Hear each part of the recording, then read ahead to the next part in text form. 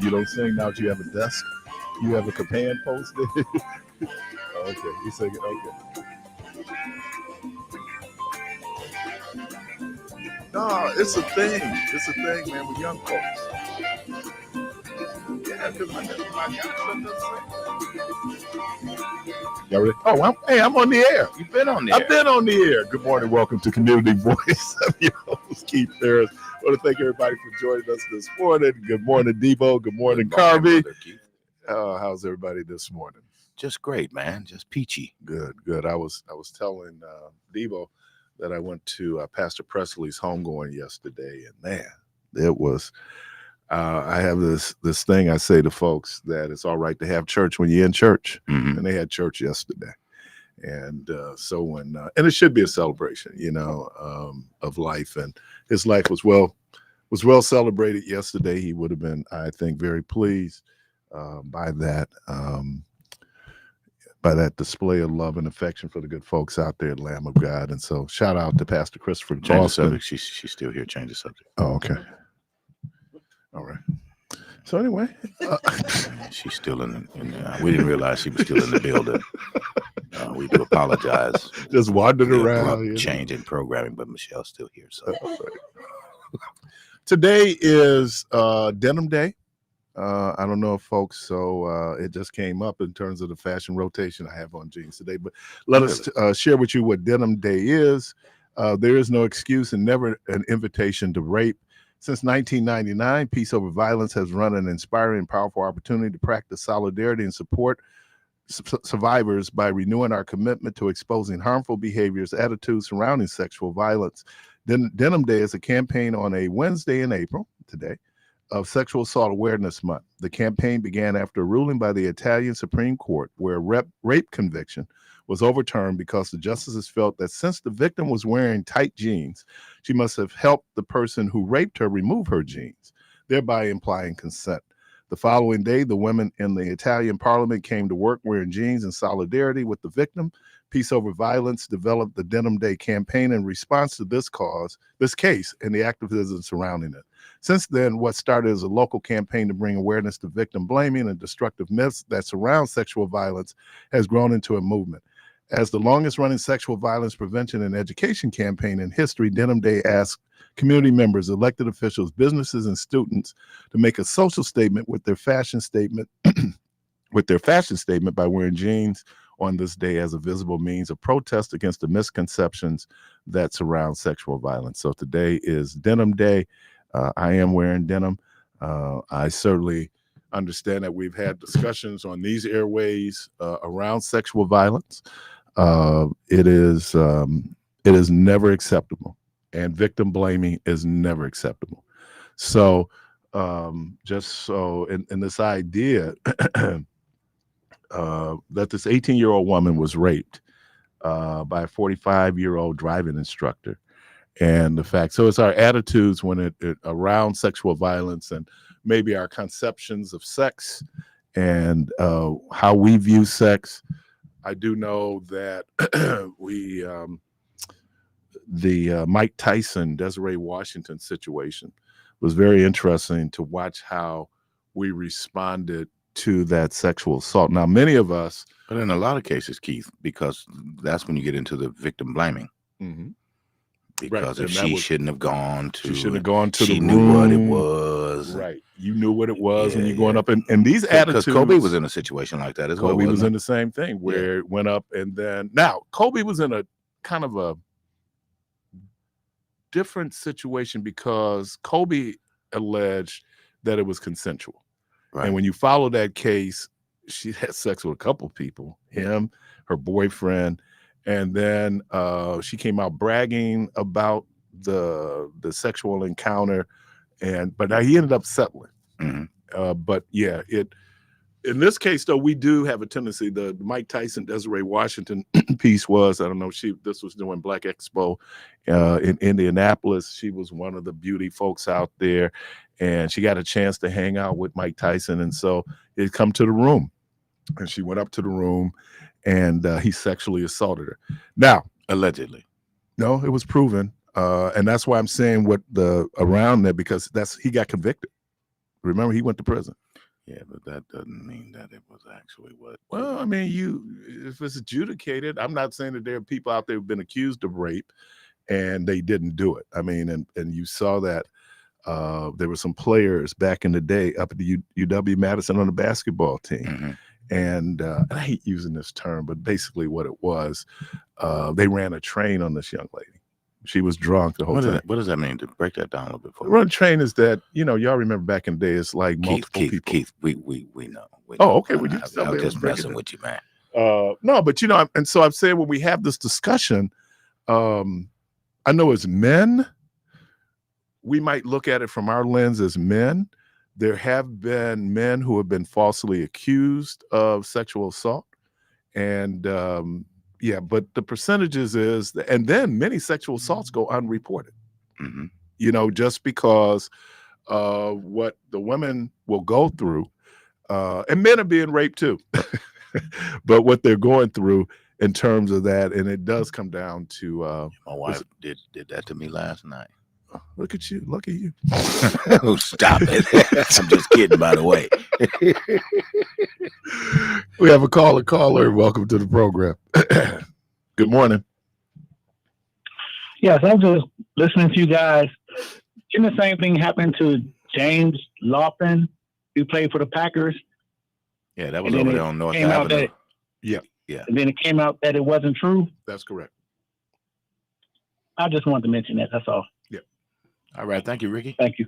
Yeah. Thank you. Yeah, because you have folks out who are having, it can be a consensual situation, and then a person could yell rape. Right. We're talking about an instance now, and again, when you look at the particulars of the case that Denim Day is based on, this man did rape her. They were saying because the jeans were tight, she must have helped him take them off. Here's another thing, and reading on this, where you would have testimony, and the defense would ask the woman, did she have an orgasm? Mm-hmm. And she might say yes.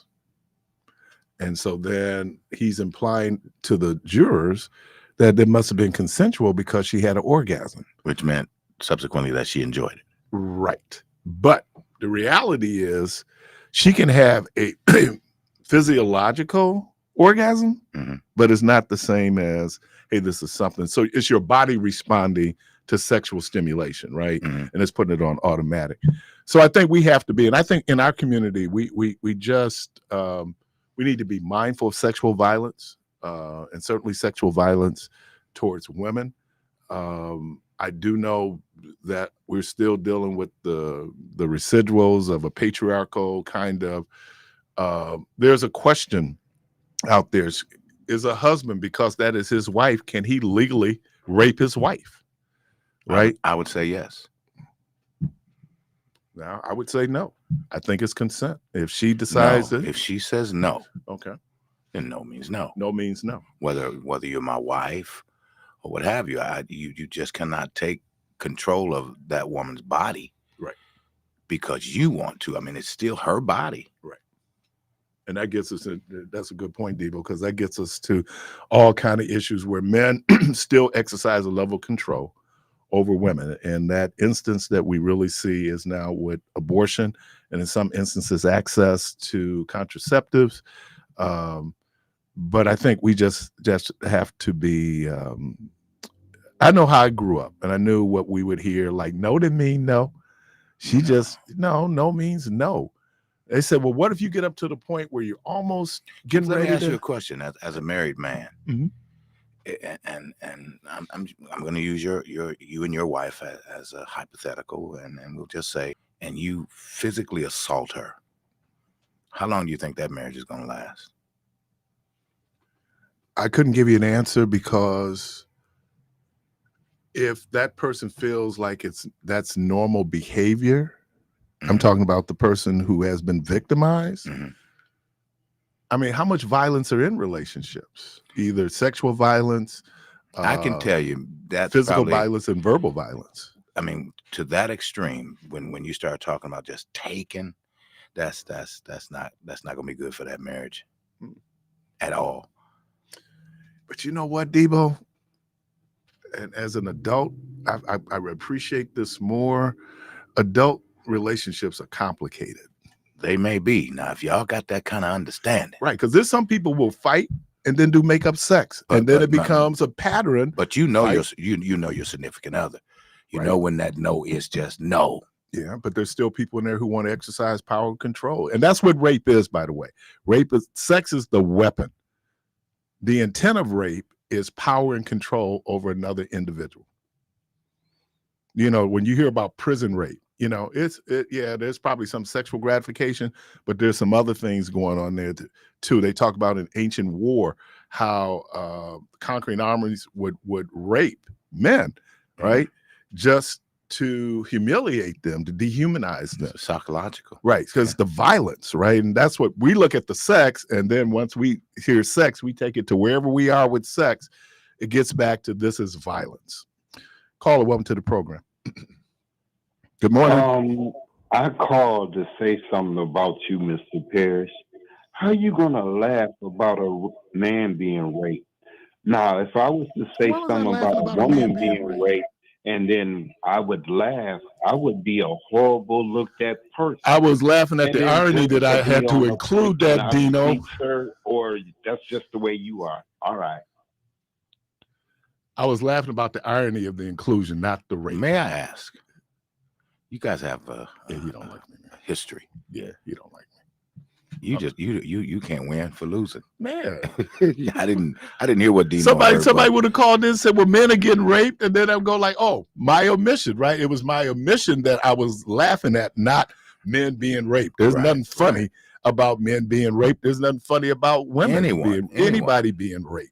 Men, women, child, boy, girl. But we have a tendency, even when I hear discussions around sex trafficking, the focus is on women. You always think women first. Right. But there are men out there who have been trafficked, right? Mm-hmm. And so, this idea of abuse. And then, look, America is really, we have this contradiction, right? We sexualize everything. Mm-hmm. I mean, we sexualize everything. You selling soap, you sexualizing it. But then, at the same time, we're telling people, well, I don't want you to be sexual. Michelle mentioned this on her program, where for Republicans right now, one of their money issues is transgender folks, right? Because they understand emotionally, because people don't really understand what goes into the psychology of what makes a transgender person. We're operating from my perspective. Well, I'm not that. Of course you're not that. I'm not that. But that doesn't mean that that doesn't exist. And that does not mean that it is any more legitimate or illegitimate just because it's different than me. And that's what we focus on, right? So transgender folks are an easy target. But here's what happened. Last year in Milwaukee, 10 Black transgender individuals were killed. Last year. No public outcry. Nobody's saying, hey, what's happening? No, because they're transgender. And then when we bring in our whole religious catechism when it comes to sexual differences, then it really gets complicated. Well, we're dealing with all our stuff, and at the same time, people are being victimized. So it's how we look at sex, how we look at violence. But today is Denim Day. And so let's just be mindful that there are victims. And if people had some real private conversations, brothers, you'd be shocked at the number of women who've had to deal with sexual violence in their relationship. You'd be shocked. Now, sisters, because we had this cultural piece, we don't want people in our business, and I don't want or it's hard enough for a Black man. I don't need to be piling on him because he got enough going on. That doesn't justify him raping you. We had 400 years of oppression. The 400 years of oppression does not justify sexual violence. That dog ain't gonna hunt. So again, today is Denim Day for all the survivors, and certainly to raise our awareness when it comes to sexual violence in the world. It is a crazy piece. All right. So we got another minute. Let's shift. No. Stay right there. Stay right there. Can we? No. Come on back over here. No. It is the. I don't know if I've ever. Well, because Keith, I mean, I don't want to go down this rabbit hole, but I'm going to say it anyway. I mean, when you look at the number of men who in the Catholic Church that have been paid to shut up and go away, with even the priesthood and so forth. I mean, it's not just women, Mm-hmm. And nobody makes light of it. I mean, it probably happened, and I don't know what it is about priests. They get the worst end of the deal, but it's some church folk that Southern Baptist Convention right now is dealing with a huge sexual scandal. Is flying under the radar. It is huge because what the Southern Baptist Convention was doing was there were men, pastors, who were accused of sexual inappropriate behavior, and instead of defrocking them, they moved them to another congregation. It's the same Catholic thing. Church was doing the same thing. Catholic Church did the same thing when it came to pedophilia. Mm-hmm. Guy gets caught. And then it was really amazing because I remember when it really hit, and I didn't realize that St. John's School for the Deaf, which is on the Catholic grounds out in St. Francis, mm-hmm. is considered ground zero here.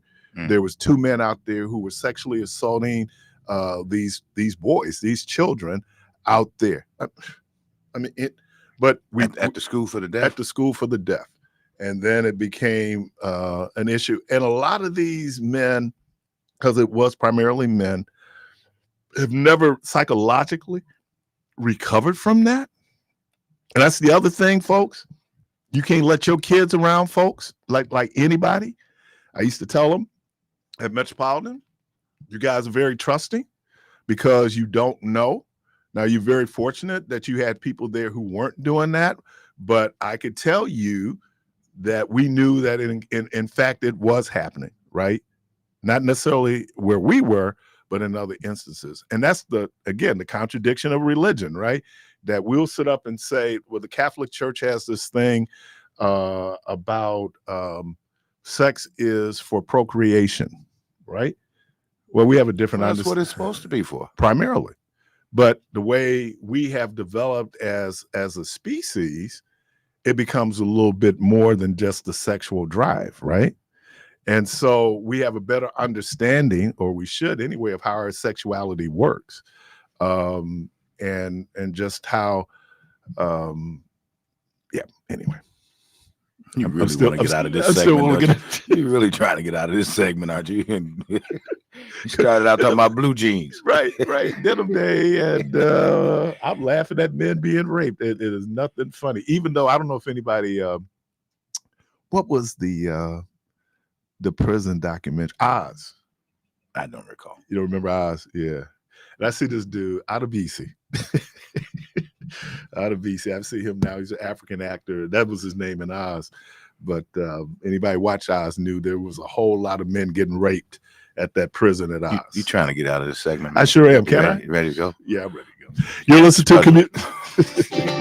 You're listening to Community Voice. We're gonna take a quick break. We'll be right back.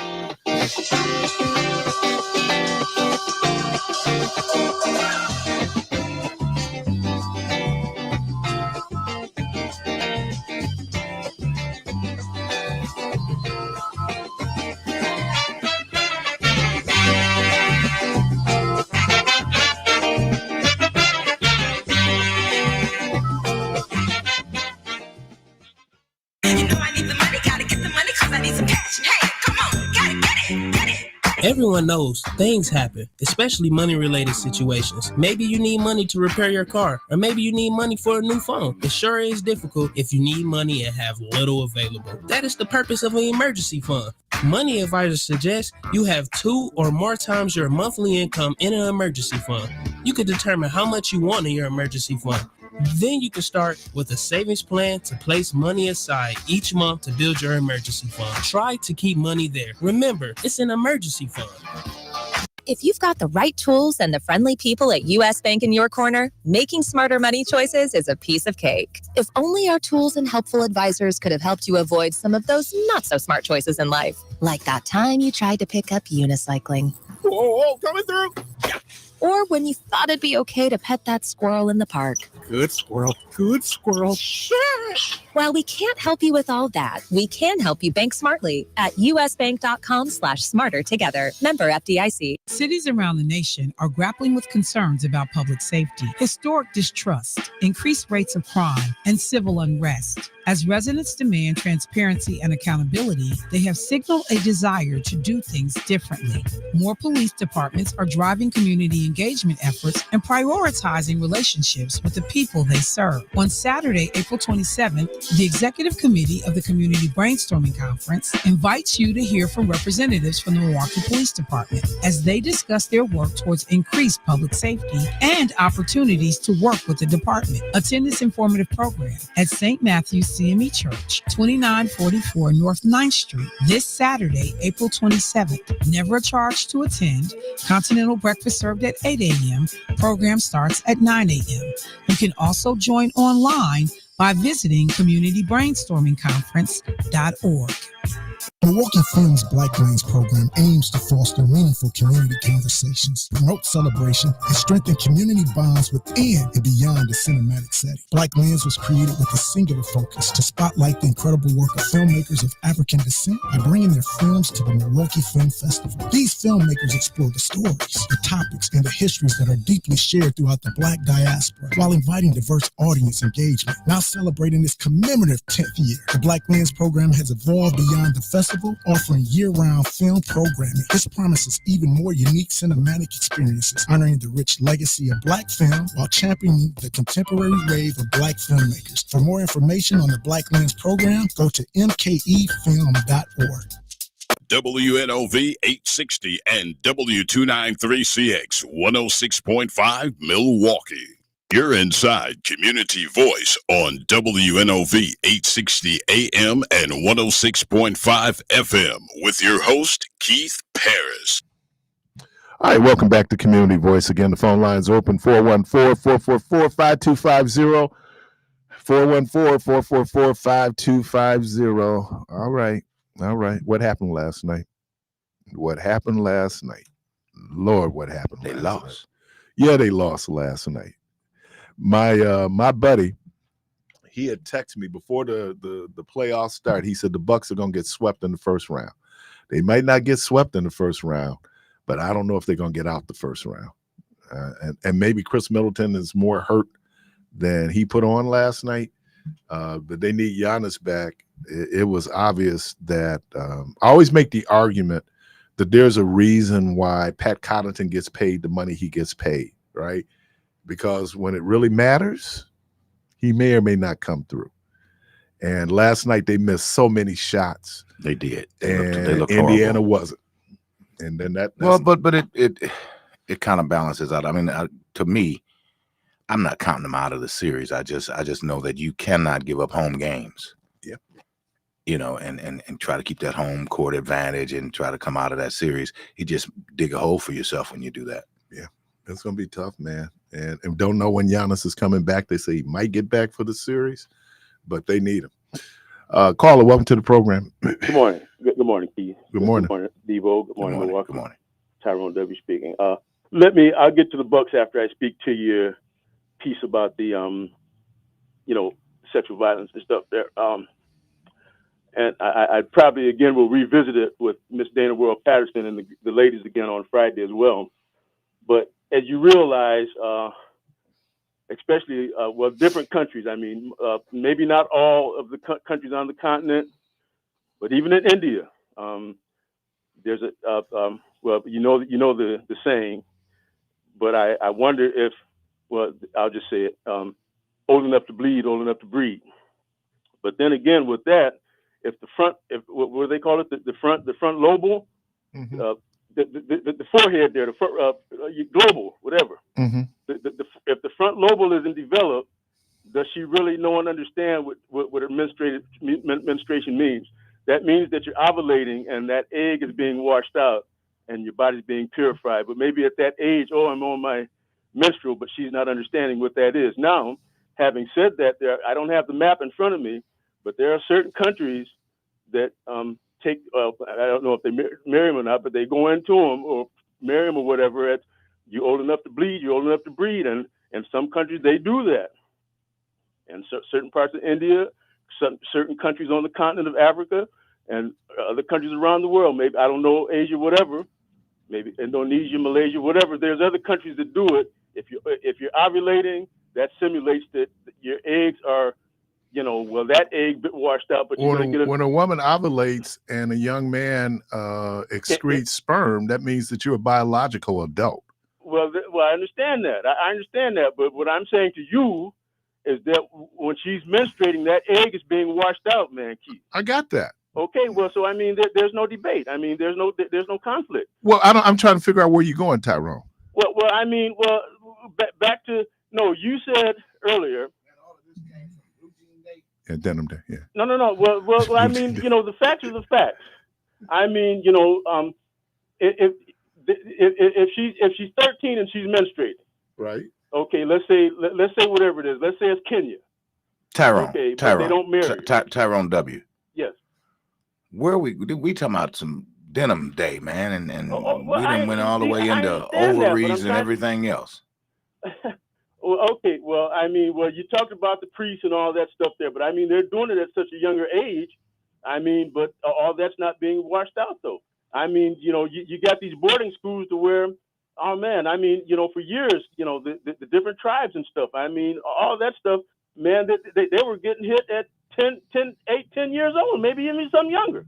So I mean, I'm just laying out a format for you. Yes, sir. Does that justify sexual violence? Excuse me? Does that justify sexual violence? No, I didn't say that. Okay. That's not. I didn't say that at all. Okay. I didn't say that at all. I didn't say one thing about that. I'm saying that in certain countries, the men, once they understand that she's producing the egg and the fact that she has menstruated and that egg has washed out, then that lets them know that she's she can produce. That's what I'm saying to you. Right. And in certain countries, they do that. Okay. Yes, sir. Yeah. So they also, like in Africa, let's talk about this, in certain parts of Africa where they remove, I think they call it the bath, where they remove the woman's clitoris. I don't know if they, maybe some may do that, but I mean, it's called vaginal mutilation. I mean, and it goes to a form where it's way more extreme than that. I mean, but by doing that, what you do is this misguided thing that if you take away her pleasure center, right, then chances are she's not going to have sexual desire. And and then she's going to be beholden. So she has no pleasure in this. It's all about the pleasure of the man, right? And it's like, come on, man. Now, Yeah, well, it probably made sense. I don't know if in my mind never would have, but it probably made sense at some point in culture yeah. that people thought that that's what you should do. But it also says something about where we are in the world when it comes to the attitude towards women. And we blame women. Oh, she shouldn't have wore that. That's what the whole denim day is about. And because she wore that, he got sexually aroused and then he raped her. That's not usually how rape works. Okay, right. I agree with you there. Well, let's take it to. I don't even like calling them gentlemen clubs. I just call them men's pleasure outlets. Okay. But I mean, the money that's being made on whatever cheetah silks, whatever, on the stage in the pole there. I mean, they're going to tell you, I'm not going to flip no burgers there for, $250 a week there when I'm making, damn near 2,000, 2,500 a night. But those women are being exploited. Well, they're working for tips, man. Yeah. Well, yeah, like I said, we can have Sister World Patterson, and we can go up and down this list all day long. But yeah, but then a lot of those, well, the men will catch them. Well, backstage, well, look here, come with me tonight, and then and that's how a lot of them get hooked up. You're talking about trafficking. Well, yeah, you go from the pole to the fella. But you know what, Tyrone, I know this is not you, but I do know that this was the attitude I used to hear from people when we talk about the women on the stroll over there on Lisbon, right? And we're acting like those women out there because they enjoy sex so much, they just can't get enough of it. They're using their bodies to eat. Yeah. Now, whether people agree that morally that's what you should do, that is the reality. And it's been a reality for women since we've had civilized society. Yeah, the beginning of time, right. Right. I agree And that with we you. have put women out there where, and I think that this is why Jesus was so adamantly against divorce, because during his time, women didn't have property, they couldn't go to work. So they're dependent on men in order to eat.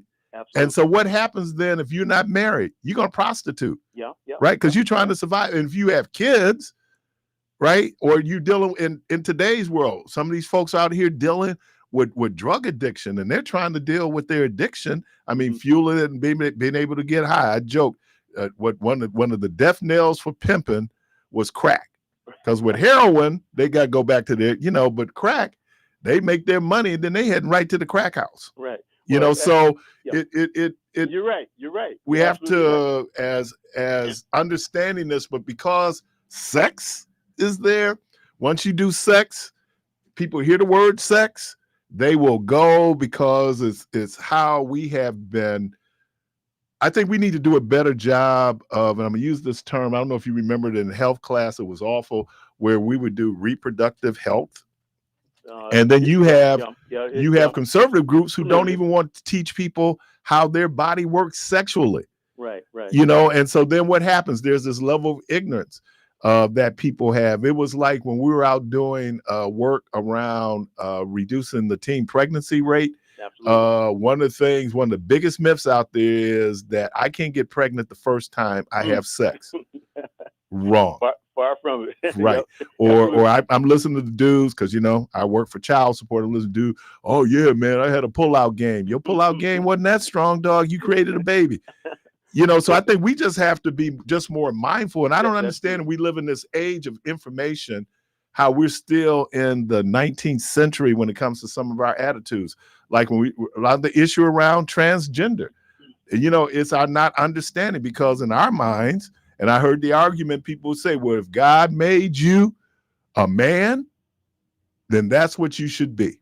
Well, as if our lives, because they tell you in sexual, if you look at, they call it the spectrum. On the sexual spectrum, people are everywhere, right? So this idea that because of and what conservatives have been very mindful of is to say, for example, if you're transgender and I'm a man, and now I decide that I want to be a woman, I should not be able to compete with women. Well, now that even though it's less than 1%. I'm not liking that at all, because I mean the makeup of the body I mean, unless they get in the weight room, I've seen some of these women that have gotten on the weights and have really like whatever what do they call it what's the oh man the stuff at GNC there the supplements and to help you boost yourself there. Right. They take that stuff and they get big and everything, but I mean steroids. Steroids, yeah. Thank you. I drew a block there, man. I'm getting close to 70, so that's happening more often than not. Now, thank you, Debo. Thank you, Keith. But anyway, to get off with this here, yeah, I haven't. I got to go back and see if I can find. But I mean, some of the pastors and preachers will say, well, yeah, it's been said for years. It's the oldest profession, since the beginning of time there. But I went to the FBI Citizens Academy. And they were talking about what they do, and part of it is intel, recon, spying. And I never forget the guy said that spying is the second oldest profession in the world. And right, and it gets so.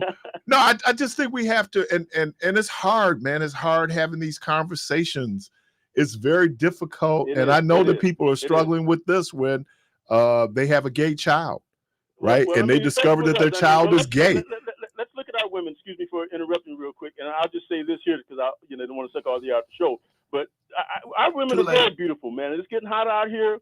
And I mean, I've seen some dressed to the nine. The suit, the dress with the matching everything, hat and everything. But then, man, it gets hot, man, and they start breaking it down. And I mean, they're built. And I mean, God gave us what we got. So I mean, it's tough, man, because the spiritual aspect of you say, well, don't lust, but I mean, you're not going to just walk up and down the street, shaking, boom, boom, boom, boom. I mean, I'm not going to jump on you, but still, I mean, that's this is what we're doing, though. I mean, you're on a slippery slope, dog. You're on a slippery slope. I'm just saying she can dress whatever. If she want to be butt naked, walking up and down the street, it doesn't give me the right to rape her. No, I didn't say that. Okay, I'm just saying. Okay, I didn't say that. I'm just saying, God gave us what He gave us, and He gave us our beautiful women, and that's why the population is where it is now because the male is attracted to. I mean, you got some of the sisters out here talking about, man, come on, here's my number, get with me, all this. So I mean, look how they. Prince, I got to get with Prince. I got to get with Michael Jackson. I got to get with, Kobe or so whoever, And I understand that being a rock star myself. I understand where, All right, T, let me got another caller, man. I understand. I mean, but okay, well, what? I'm here. All right. Go ahead. No. I was just, but it doesn't. I heard that argument, and look. Just because you can't do it, just because you can't do it, don't mean you should do it. It doesn't stop the production of because I mean, you got some people rolling around in the bed right now. Oh well, okay. So I mean, it is what it is, man. I mean, it's not. It's always going to be that. I mean, you got the squirrels out here getting it in. All right. Hey, Tyrone, man, thank you so much for the call. Right, we got another caller. I don't know if squirrels are doing denim day. Caller, welcome to the program. That Tyrone W. something else, man. Sorry, if you bleed, you can breed. Of course, it's biology, but that don't mean you can rape. 101. Right. What's happening, man? I'm sorry. Good morning. Hey, Chief, I'd like to ask you a question. Listen, what do county supervisors do as far as representing the areas, districts or whatever? Mm-hmm. Because I'm asking this question for a reason. Because like if you have a problem with the snow or your garbage or something else, you basically call the alderperson of your district or whatever. Mm-hmm. And the reason a few weeks ago I had called you about a bunch of campaign signs that David Crawley's somebody that worked for his campaign had put out. Okay. And I tried to call. I called his office like several times, and nothing's being done about it. But what do supervisors basically do for the areas that they represent? And I bring this up too because there was some illegal dumping one time like off of 34th and Cortland, somewhere over there. And the people that lived there had a hard time. It took them a long time to get the county to respond because it was actually county land where all that stuff was being dumped. And it took a long time for the county to respond. But what do supervisors basically do? Because I personally called Crawley's office, and I'm just being ignored about a concern of mine. It's just a concern of mine, but I just like to know, what do they do, basically? All right. Now, if you call the county executive's office, you call in the executive branch, right? So they're over DPW, the county DPW. They basically administer anything that's county services, county lands. So you're right. If that area over on Cortland was a county property, it's the county's responsibility to police it and to clean it up. The other things that you might see your county supervisor do, your parks. Parks is still one of the biggest parts of it. So they basically are similar to what alder people do. The difference is it's just for the county. But yeah, I think that call should be going to the county exec's office because that would be a county DPW issue. And they finally cleaned it up, right? That was probably some time ago because I guess the news media had to get involved with that. Yeah, but basically I'm saying, like, it's just some little signs that were put up, but my concern is not being addressed by personally calling his office. So I don't know what to do other than that. I mean, they took my concern down. I guess they claim they did, but nothing's being done about it. So I think you can also figure out what district you live in and pull up who your county supervisor is and then make a call to them. Okay. Yeah, I just want to know, basically, I kind of know they kind of do the county parks and stuff like that, but it just seems like, they take a long time to take care of stuff. So, I appreciate that. Thanks a lot. Yep.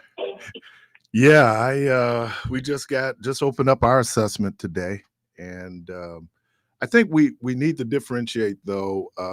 There may or may not be a correlation between a property tax increase and assessed value, though they use assessed values to determine what your property tax rate will be.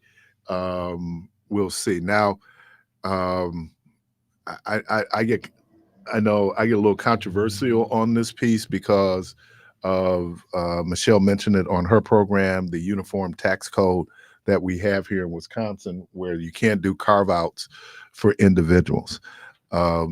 If I said, and I thought about this as I came in and said I was going to discuss it, was that I'm getting pretty close to the point where it's going to be a little bit different to me, and I'm going to be that older person who's in a house, and gonna be. And what does that mean? I think on one side of it, you have real estate, which should increase in value, right? I mean, that's why they tell you that you have depreciating assets and then you have assets that appreciate. Real estate is one of those assets that appreciates, right? It grows, and you could have a sudden drop depending on the neighborhood that you're in. It could depreciate as well, right? And you see that, but for many of us, I just know that there was a house that just went on the market, and the amazing thing on our block is that houses are not on the market long, right? I mean, if you see a house on our block or in our neighborhood that's been on there for more than a month, then there's something going on with that property, because people get those properties. And we just saw what a house sold for across the street from us. And we were like, whoa, okay, all right. And my understanding is that it was beyond the asking price of the people who were selling the homes. So depending where you are, if you still can go in, you're credit worthy enough to be able to pay 5-6%, depends on what you're paying, your down payment is going to be. There's some people out there who will go and pay cash. I mean, they got the assets, they can do cash. But, it seems that we want it both ways. I want the value of my house to be the maximum value of that house. But if I do the maximum value of that house, that also means that there could be a possibility that my property tax goes up based on the value of the house. Now, there's some who will argue, or just because most people, the assessed value of the house, they might not be able to sell it.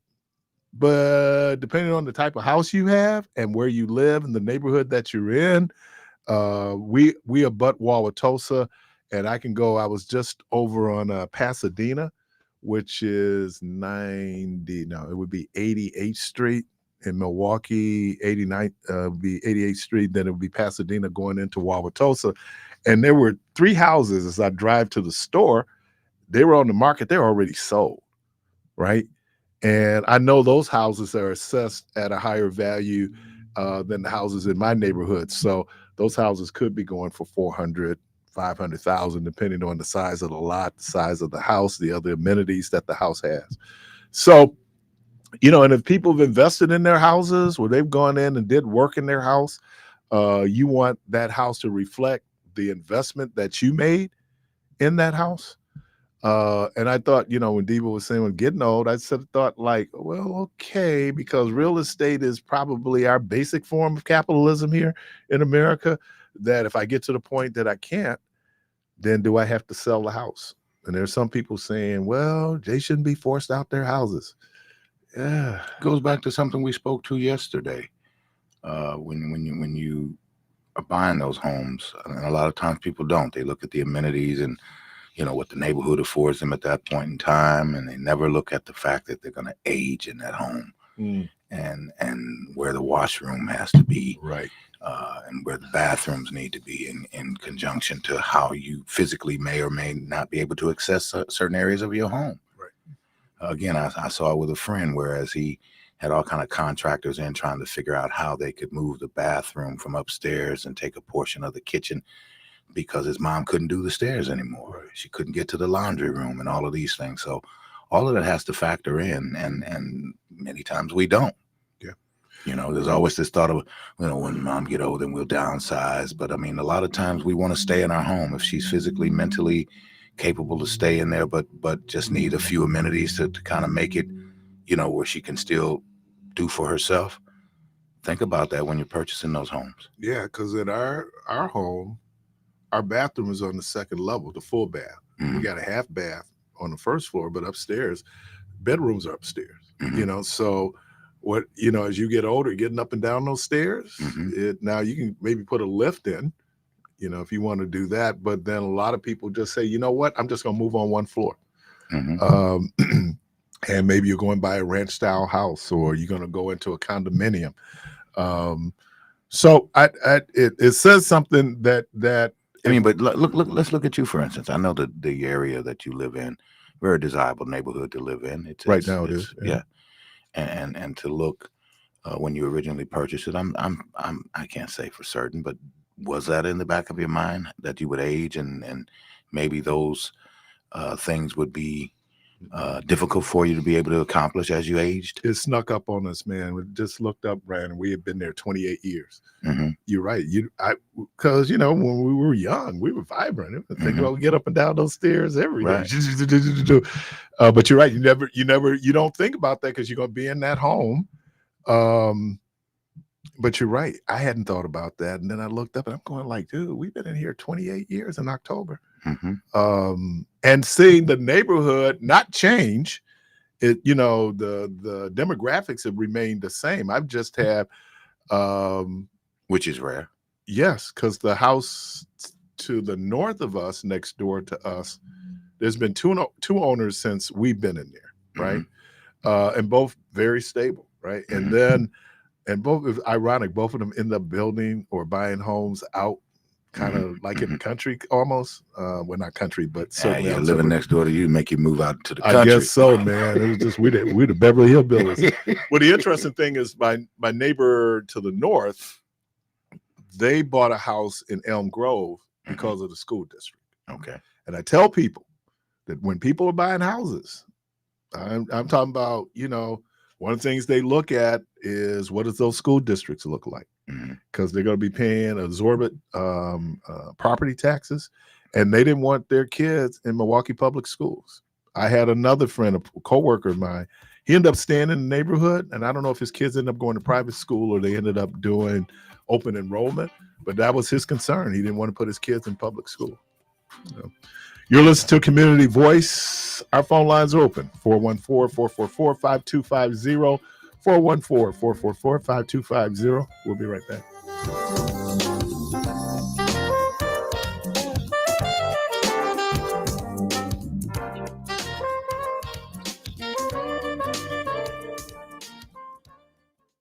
Get ready, Wisconsin. The Black Child Development Institute is expanding its village statewide. Join us for an unforgettable evening of celebration and empowerment at our gala on Saturday, May 4th, 2024 at the Hilton Milwaukee City Center. Tickets are available for $150 per person and sponsorships are available. Adorn yourself in formal African attire as we celebrate this momentous occasion and the growth of our village. For more information and to purchase tickets, call 414-236-5641 or visit bcdi-wisconsin.org. That is 414-236-5641 or bcdi-wisconsin.org. Don't miss out on this unforgettable event. Together, let's build a brighter future for Wisconsin's children. What's up, Milwaukee? It's Raisha Farmer, the Community Program Manager at the African American Roundtable in Milwaukee, also known as Art with 2 A's. Listen, I've been organizing on Milwaukee's Northwest Side on behalf of art since 2021. And our latest venture is a Northwest Side asset map that I want you to make sure you check out. We work with Ubuntu Research and Evaluation and Northwest Side residents to collect over 150 gems for the map, including businesses and more. 34% of those gems were service providers, 18% were educational institutions, and 16% were transportation services. You know, asset mapping is a great way to strengthen our communities and create a vibrant, well-functioning Milwaukee and Wisconsin. So make sure you check out the map by visiting aartmke.org and bookmark the map to use it the next time you need a resource right in Milwaukee's Northwest Side. The Hustle and Grow Show, powered by the Center for Teaching Entrepreneurship, will be Saturday, April 27th at 8 a.m. Please join us as we will have a special guest, Car VP, the rapper from Milwaukee. Also, we'll discuss Earth Day, Autism Awareness Month, Jazz Appreciation, and National Inventors. So please join us for the Hustle and Grow Show, powered by the Center for Teaching Entrepreneurship, Saturday, April 27th at 8 a.m. And don't forget to check out our website at www.ctemke.org.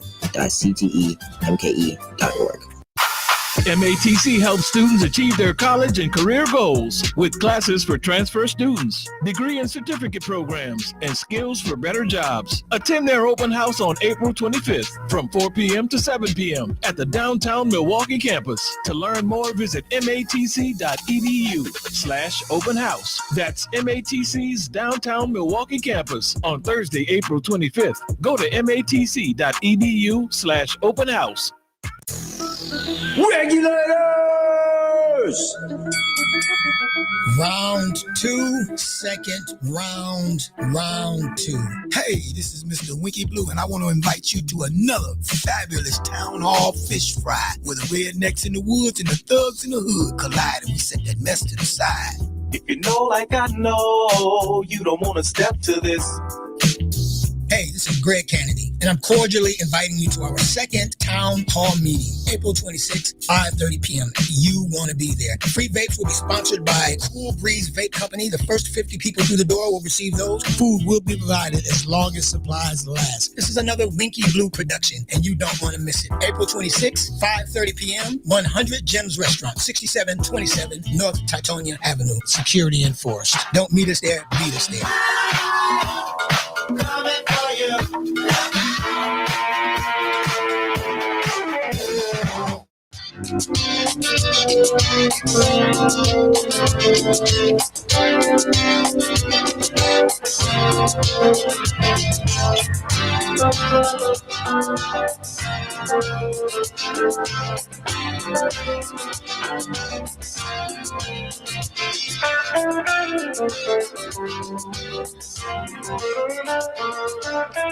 WNOV 860 and W293CX 106.5 Milwaukee.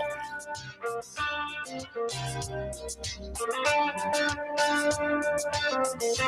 inside Community Voice on WNOV 860 AM and 106.5 FM with your host, Keith Parris. All right, welcome back to Community Voice. And again, the phone line's open 414-444-5250, 414-444-5250. Tyrone never got to the Bucks because he was so busy talking about bleeding and breeding. Wow. I'm gonna get to that in a minute. Let me get back. And I feel like this, man, and I know this is gonna put me up against some of my peers of older folks. But there was a time when I was very proud to take my shirt off and let everybody see how ripped I was. Where are you going with this? No, because he was talking about how women are dressing in summertime and coming out of clothes. And I was just getting ready to say that I understand that, but I don't know if you got it. I mean, but there's a lot of cats I know that still take their shirt off. They shouldn't. But they do.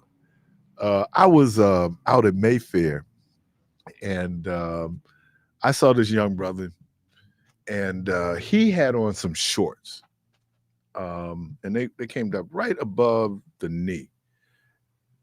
And I thought, dude, you look good in those shorts.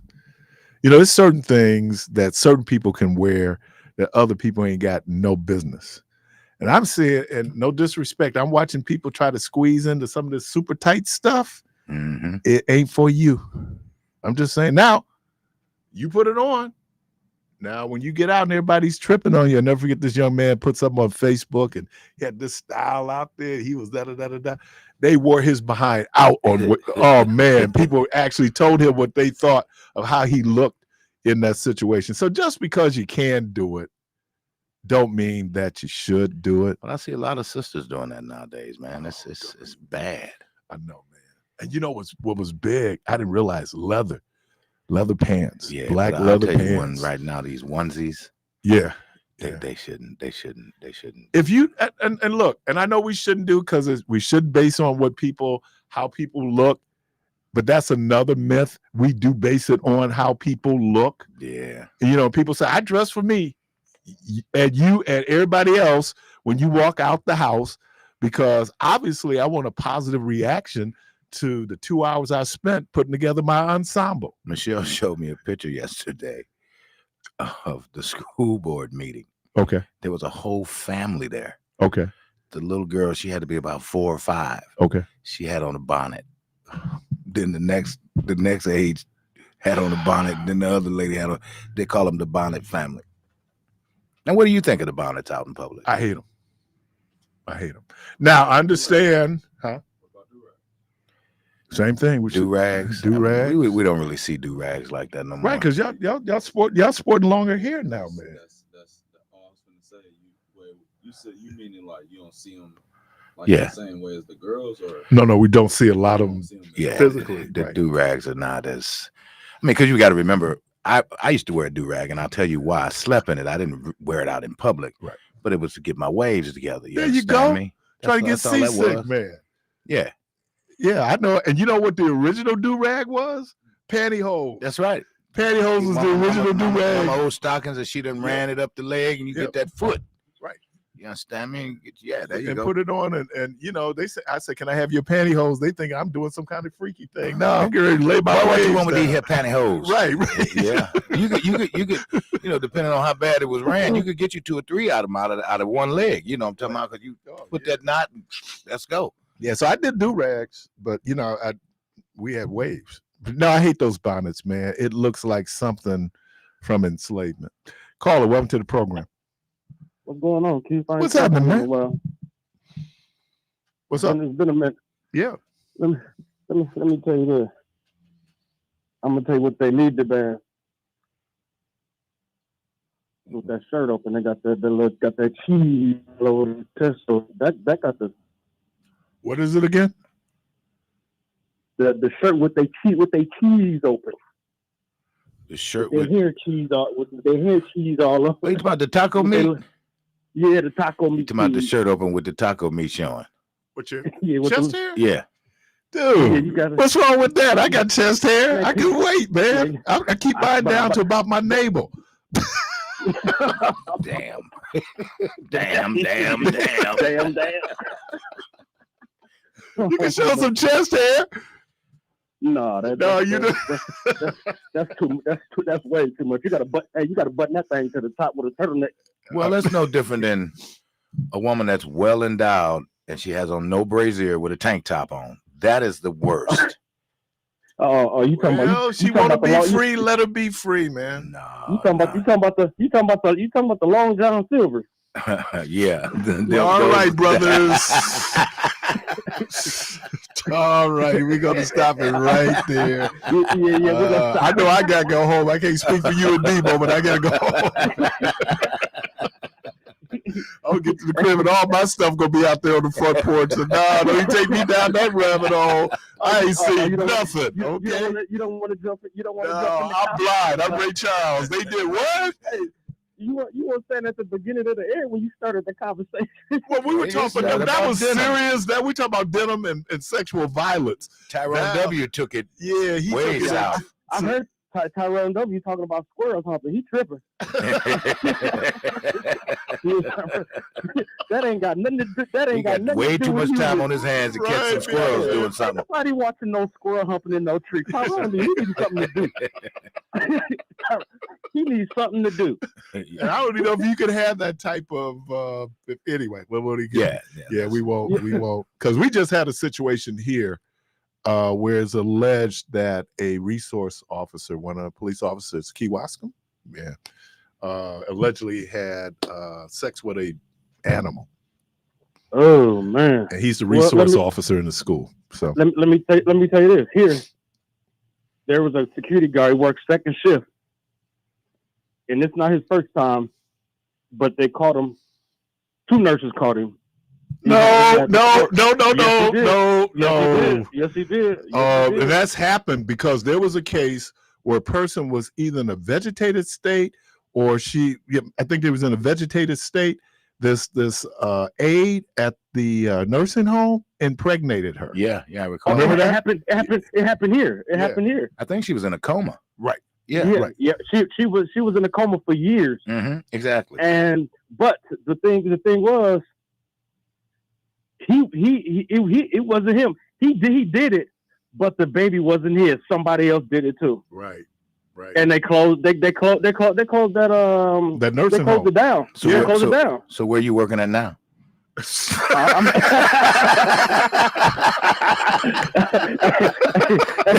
know somebody.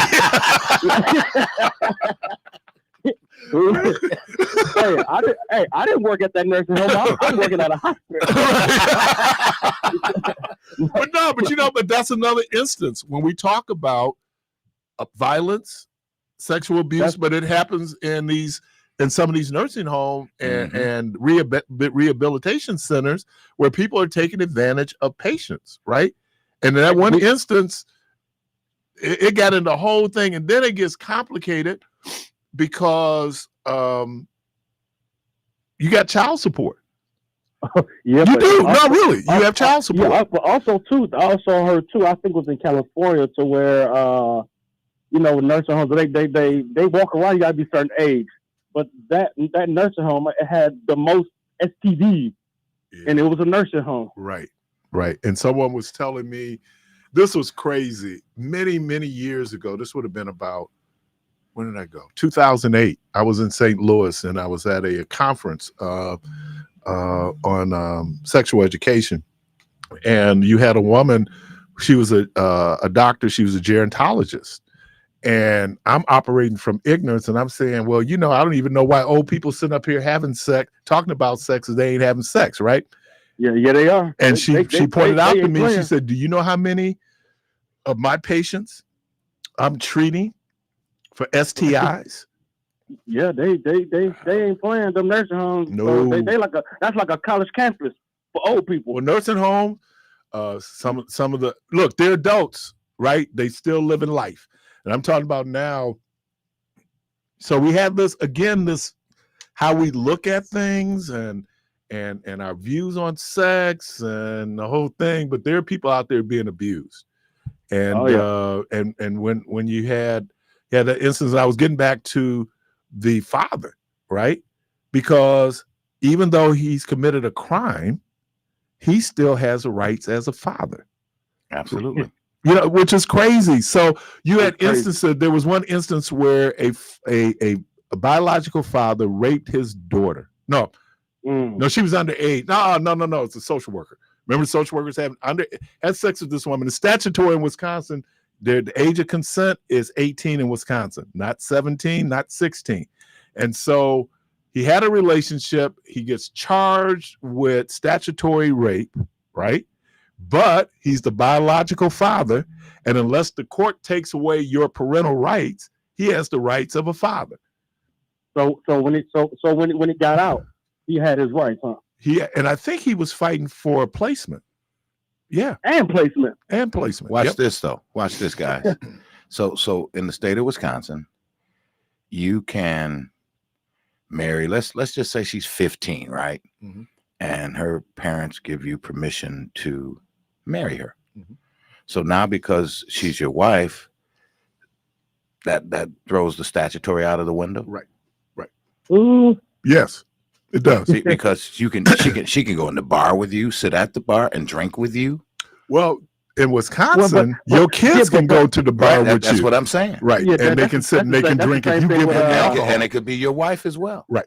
She can go and sit. With, what's his name? Rittenhouse when he was there with his mama. Yep. Yeah. It's a strange thing because of our culture surrounding alcohol. You can't vote. You can't go to the military. There's certain things you still can't do because of your age, but yet you can get married if your parents sign off. Yeah, well, most of them countries let them do that. Do that. Once they're, and that was the point Tyrone was making. Once they get to biological adulthood, right? If you look at when you hear this term bat mitzvah, bar mitzvah, basically that was a symbolic ritual where you're going into adulthood, biological adulthood, because you can create a child. That's what makes you an adult biologically. Your ability to be able to create a child. What is a cotillion? A cotillion. Cotillion is similar to bar mitzvah. No, cotillions are it. Well, it is kind of the rite of passage. It's kind of a coming out, isn't it? Yeah, it is. It's presenting a young lady, to society. That's where cotillions were done. And before I get off, we didn't look that good last night. We. We. I done jumped off the bandwagon. They didn't look good last night. I'm still with them, but I wasn't out there. Wait a minute, we look good Sunday. Wait. So Monday you was on the bandwagon. They didn't look good last night, right? But on Sunday we look great. Also Sunday it was your team. Oh yeah, I always telling people about them on the bandwagon when it comes to the Bucks, man. I'll jump on that bandwagon to jump off same night. We just got to go to Indiana and win both of them in their house. Yeah, good luck on that. No, Devo. You said we. So you playing? You getting in the game too? Yeah, I'm suiting up. I mean, they need me. They could use you. They need me. We need you too. Come on, suit up. We're doing open tryouts, man. Yeah. What position you playing? They couldn't buy a basket. I mean, some of those shots were just terrible. It was awful, man. I mean, and how come Beasley? He ended up not playing. And not also they could have put Beauchamp in. There's a lot of. I mean, hey, they'll never play Beauchamp. It couldn't hurt. Yeah, he could have brought some youth and some energy. They in the green. He hit one shot. And you would have thought this dude dropped 40. He hit one shot. So don't even get me into. I need to be able to watch sports and just kind of get out the lens of race. But it's not lost on me that who was it? Arsenio Hall told this joke about Larry Bird. All right, so I'll catch you. All right, man, appreciate you. He said that, he said Larry Bird told this dude something last week. And this guy is the greatest thing ever because of the one shot he hit. Like, anybody watching Miami play? Anybody see George? Is Duncan Robinson getting in the game? He got in, I think, that first game. I don't know if he got in. It gets back to you paying these people what they can do. You know, that when you look at those contracts, now there's some people who are overpaid. I would make that argument. But some people are getting paid just where they are and what they're able to do. But how about Grayson Allen getting a extension for $70 million down in Phoenix? Now, I know he led the NBA in 3 points, but wow. So anyway, yeah, they had a tough night last night. They really did. 414-444-5250, 414-444-5250. I got a little news blurb. And look, I'm a big Dawn Staley fan. I've been a Dawn Staley fan since she played at Virginia. Certainly her work on the Olympic teams, her WNBA career, and then what you're seeing, what she's doing as a coach. And so what happens is as you get bigger, more people are going to take shots at you. It just goes along with the territory, right? There's haters everywhere. And so my guy, Whitlock, I hate this dude. Jason, is it Jason Whitlock? He was getting on Dawn Staley because he said that Dawn Staley did not come to Caitlin Clark's defense until after they beat Iowa. Caitlin Clark, I don't know if anybody really needs to come to her defense. Caitlin Clark is going to be, first of all, she'll probably be the richest player, not based on her WNBA contract, but just based on her endorsement. She'll be the richest player in the WNBA. Is there a benefit that people all of a sudden now are looking at the salary structures of the WNBA saying that there's a problem here because Caitlin Clark can't get paid? And because, now we have a problem with those women have been out there putting their work in, doing their, their efforts to the point, and we've mentioned it before, many WNBA players play overseas because they can make more money overseas. That's why Brittany Griner was in Russia. The money that she made in Russia was almost 4 times the salary she got in the WNBA. So it looks at now, I understand that some of the venues that Caitlin Clark is going to be playing in, they're going to bigger venues because she's going to be a boost for ticket sales. I mean, she was a boost for just women's basketball on a college level. Whenever she played, the ratings, just went out the roof, right? I don't know if you would have had the same interest. If LSU, LSU and South Carolina, because South Carolina just beat up on LSU so bad this year. But yeah, I mean that you're looking at this in terms of what women should be getting paid, and there's a real equity issue here. Let's see if she will put what they say meat in the seats, and whenever her games are on, she's playing with the Indiana Fever. That wherever, and Indiana Fever is going to be pretty good because they had 2 picks in the first round. And I think Alea Boston is there. So they're going to be a pretty good team. But wherever Caitlin Clark plays, it's going to be a sellout. I don't even know if you can get tickets for the Chicago Sky. I think they play at the Horizon Center there in Rosemont. I know either last year, year before last, I wanted to go down to see Candace Parker play because she was playing with the Sky. But we'll see what happens with that. But, when you looked at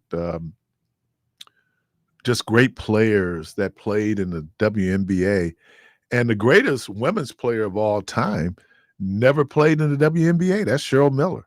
Cheryl Miller is the GOAT. Ooh, man, when people start talking about, women basketball players, it really starts with Cheryl Miller. And then, you work your way back, and then you begin to think about that USC team that Cheryl Miller played on with the what was the sisters? Because one brother's playing his mama, the twins. Oh, the McGee's. And then Cynthia Cooper, Cheryl Miller. That was a loaded squad. So I certainly this year, I've always watched women's college basketball. I watched the WNBA this year with laser focus. And it wasn't so much because of Caitlin Clark. Again, she was great. She was been great for the NCAAs in terms of women basketball.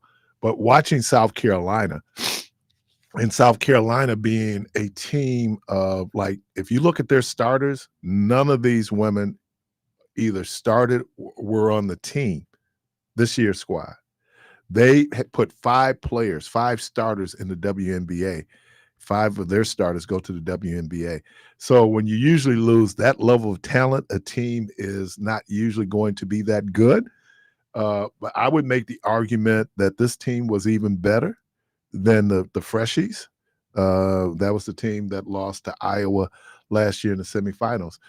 Dawn Staley is a great coach. I mean, just what she's been able to do as a coach. And so let's say, and hopefully, if she continues to have the success level that she has, that she'll be up with Pat Summitt and Gino Ariano as, just great coaches in the and certainly on the college level in terms of sports. Again, phone lines are open, kind of all over the place right now, but let's get back to the Bucks. Is it too early to say that that was an ill-advised trade? It is. I wasn't real comfortable with it. I think, I don't know if they could have gone another way. I think giving up Holiday, we're going to feel that in the playoffs because one of the things that I noticed, the Bucks no longer have a shutdown defender, and everybody talks about Pat Beverly. Yeah, he's getting used out there. I mean, he's an irritant, but he's so. My question is, should they made the trade? Now, on paper, it looked good. Why would you not take a 30-point a game score? And you're giving us statistically someone who averaged like 14, 15 a game, but what Holiday brought to the Bucks was more than his scoring. And so I'm and this has nothing to do with Dame Lillard, because I love him, love his game, but I don't know, man. This is tough. Oh man, I got a caller. Yeah. Caller, welcome to the program. Hello, how are you today? Good. What's happening? Well, talking about the subject that you're talking about, I think that it is too early to say whether or not the trade was whether it works out well or not. But I think that clearly that the Bucks were in a position where they had to make that move. I mean, like, sometimes in business, you got to be 2 or 3 steps ahead, and you couldn't have. It's impossible that you could have let Dame Dollar go to Miami. They couldn't let that happen. Okay. So just from the thinking part of it, it's like this guy wants to go to Miami. If he goes to Miami, we're not getting out to eat. He wasn't at Miami last year. We'd get out the East. So, so did Miami beat us last year? Yeah, they sure did. Miami beat us last year without him. Right, okay, right. So no, we can't let him go there. Okay, all right. Okay. Yeah, so that sometimes you got to make a business decision and thinking like, well, maybe this guy, he might really be who he's always been. He's an older player, but we know that if he go help Miami, okay, so we have no chance at this point. So let me ask this question. Do you think our expectations were too high, that it usually takes about a good year for a team to gel? Well, it don't take a whole year for a team to gel. The team was gelling. Okay. I mean, I think we were a game or 2 out of first place. Right. We made too many moves. Like we got rid of our point guard. We changed coaches, and then we changed coaches again. Right. Well, really, I guess we changed coaches 3 times. We changed coaches from the championship team, and then we changed to the brother that we brought in, then we changed to Doc Rivers, and that's a lot of change. But you still have to factor in injury. I mean, it's always Injuries, yeah. a part of it. I mean, losing Giannis with 30 plus a game. I mean, that's huge. Yeah. And well, I mean, but even if we win this series, like we need to do better than that. To have acquired Damian Lillard, we need to do better than that. So, Giannis is certainly a factor in losing at this point, but we've been like kind of getting, I think we lost it. I think we 5 out of 6 games to Indiana in the regular season. Did you ever envision? Did you ever envision that we Indiana Pacers would be our rivals? No, it's the Pacers, they man. Shouldn't be now. It's the Pacers. Yeah, they shouldn't be now. I mean, like right now, the bus really should be kind of like ruling that thing. I see Boston. They got personnel to deal with us, but otherwise, I don't see that. But hey, guys, I was just calling in for that point, and I hear the music. So look, y'all have a good day. God bless y'all. All right, appreciate you. All right, you listen to Community Voice, 414-444-5250, 414-444-5250. We'll take a quick break. We'll be right back.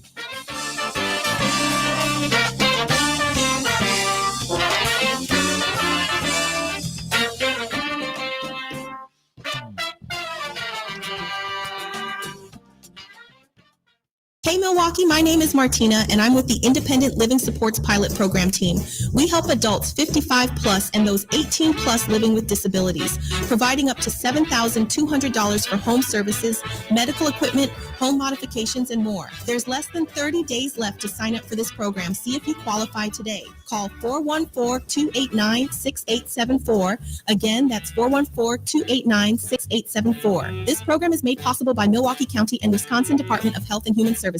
Carter's Creations, when quality and service matters. For any occasion, sometimes you just want to send a floral arrangement for a get well, anniversary, birthday, or I messed up, or just because. Carter's Creations at 1727 West Hampton Avenue is the place you need to call. So call them today at 414-265-1727 or visit them online at carterscreations.com. Carter's Creations has been in business for over 30 years. Therefore, they know what they're doing. They also specialize in funerals as well. So when you need that special floral arrangement, think of Carter's Creations, when quality and service matters. Hello, I'm Vanessa, co-chair of the Juneteenth Vendors. I am Frank, co-chair of the Juneteenth Volunteers. Juneteenth is fastly approaching and space is always limited. So if you have an interest in being a vendor, you need to sign up today. Juneteenth will not be successful unless we have volunteers. We need volunteers for a multitude of different areas. So companies, corporations, organizations, Divine Nine, even families, please sign up to be volunteers today. So call Northcott Neighborhood House today at 414-372-3770. Vendors and volunteers call today at 414-372-3770. Thank you. Great impressions will exceed your expectations. Great impressions, perceptions, everything. Looking to leave a lasting impression? Look no further than Great Impressions Graphics and Printing. With over 25 years of experience, we're your one-stop shop for all things printing. Whether it's custom invitations, banners, apparel, or high-quality on-time funeral programs, we've got you covered. Planning a family reunion? We'd love to help. Visit our website at greatimpress.com or give us a call at 414-536-7646 to start your next project today. We're here when you need us. Great impressions, perceptions, everything.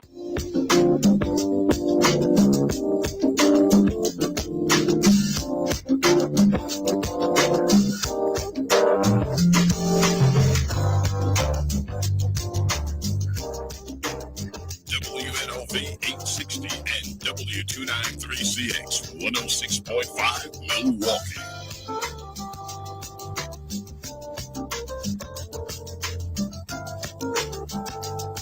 Now, back to Say Something Real with your host, Michelle Bryant on WNOV. Well, sorry about that, Keith. She'd figure out any kind of way she can to take over your show. Up in here, the place is got like haunted. What? She do anything she can to try to get in on your show, man. This. I tell you, that Michelle Bryant is something else, man. Wow. Did you hear that, Carvey? Yeah, I can't believe that. I was packing up my stuff, man. I'm here too early. Like, wait, let me fix that. You're inside Community Voice on WNOV 860 AM and 106.5 FM with your host, Keith Parris. That's better. I'm back. I didn't get replaced. Boy, y'all having strange personnel policies around here. Right. How you know you got fired? They playing somebody else's promo on your show. She's like, oh. And then she walks in. Right. Okay. See you later. Call her up to the program. Good morning, bro. Good morning. How y'all doing this morning? Great. How about What's yourself? happening? Let me say this right off the top. I'm going to say things that are controversial. Okay. I.e. one, you've seen the best the Bucks had to offer last night. Ooh. If you watch the Bucks as a team over the season, which I have, they're going to lose to Indiana. I'm a Bucks fan since 1969. I've watched them. Okay? Indiana has the Bucks number. Let's face it. They do. I love basketball more than I love the Bucks. And I know a subpar team, and that's the Bucks. They're too old. You see it at the end of the third quarter, beginning of the fourth, and all of the fourth quarter last night. Them young boys ran circles around the Bucks. Yep. Okay? The Damian Lillard trade was not the best trade for the Milwaukee Bucks as a team. He might put more meat in the seats, as you say, but as for a team, we were better with Drew Holiday. We will not get a championship with Damian Lillard or as the team is constructed now. Okay? There needs to be changes with the Milwaukee Bucks. So who do you want to move? Who you want to move? Off the top? Yeah. Let me say it like this. Brook Lopez and Damian Lillard should not have the same amount of rebounds in a game. Okay. Brook got to go. He's too old. He's too slow. Okay. Okay.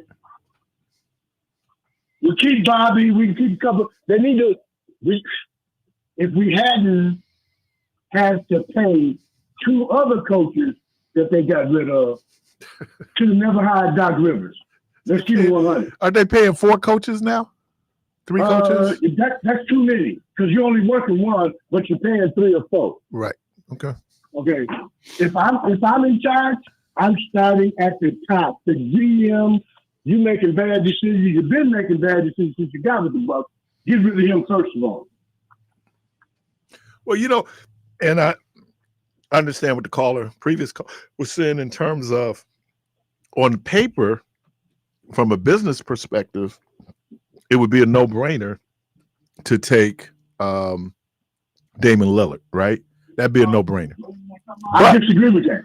No, what I'm saying on paper.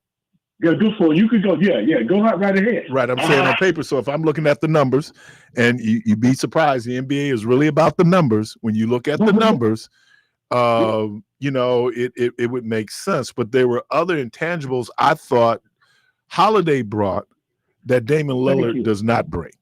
Thank you. Dame is used to being a 30-point guy on a losing team, just like he is with the Bucks right now. He can always be a 30-point guy on a losing team. But if you watch the team, Giannis and Dame ain't gelled yet. Dame gels better with the other players as opposed to Giannis. Giannis gels better and works better with the other players as opposed to Dame. Right. So that ain't working. Okay, only somebody in a delusion believes that's going to work. It ain't going to work. So you don't think it's not working. That it could by next season, it would right itself, and that you would see a better team situation. You're hoping for a flat tire to roll next week when it's flat today. It's not going to work. Okay. If they ain't got it together now, and both of the brothers. Now, don't give me I respect the work ethic of both of those brothers, but sometimes you just don't work well with your coworkers. Let's keep it real. Okay, so let me be controversial. I don't think it's Dame Lillard. I don't. Not Dame Lillard. I think it's the fact that the Bucks gave up so much in terms of that bench. When you look at folks out there, people were struggling, man. They missed so many shots in the second half, and then you're missing shots, which then allows them to get out and run.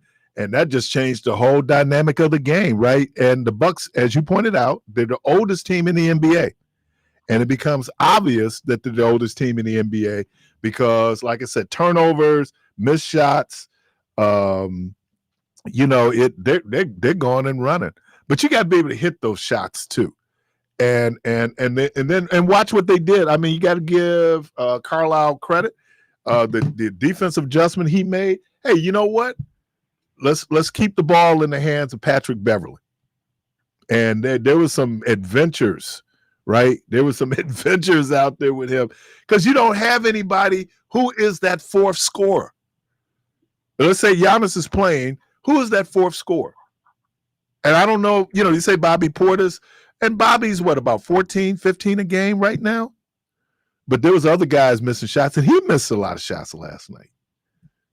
They played the Bucks one-on-one head up. Right. And nobody Dame Lillard's going to do what he's going to do. But we know that Dame, watching his game, that second half, he's done. He's burnt up. He's tired.